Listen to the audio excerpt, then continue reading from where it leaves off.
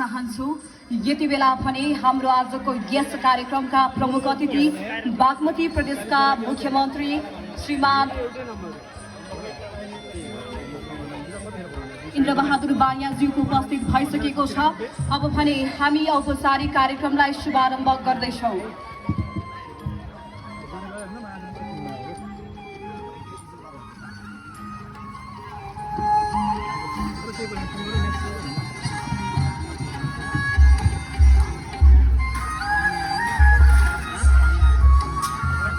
मकवानपुरको माटोमा आज उत्सवको उज्यालो छरेको छ। खेलकुदको उमङ्ग, कृषिको सुवास, पर्यटनको सम्भावना एउटै आँगनमा फुलेको छ। युवा शक्तिको जोश, संस्कृतिको रङ्ग र विकासको सपना बोकेर आज हामी यस खेलामा उपस्थित भएका छौँ।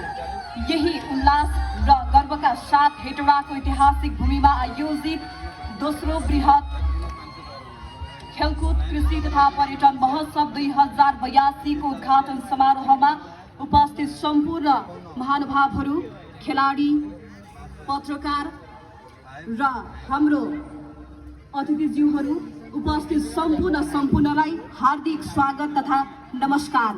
म कार्यक्रम सञ्चालिका अञ्जना न्यासुर तामाङ।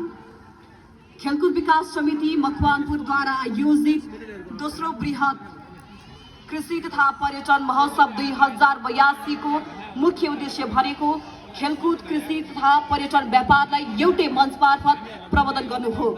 यस महोत्सव मार्फत स्थानीय खेलाडीहरूको प्रतिभालाई उजागर गर्दै खेलकुद क्षेत्रको विकासमा टेवा पुर्याउनका साथै कृषि उत्पादन, स्थानीय उद्यम र पर्यटन सम्भावनालाई राष्ट्रिय स्तरमा परिचित गराउने हामीले लक्ष्य राखेका छौँ।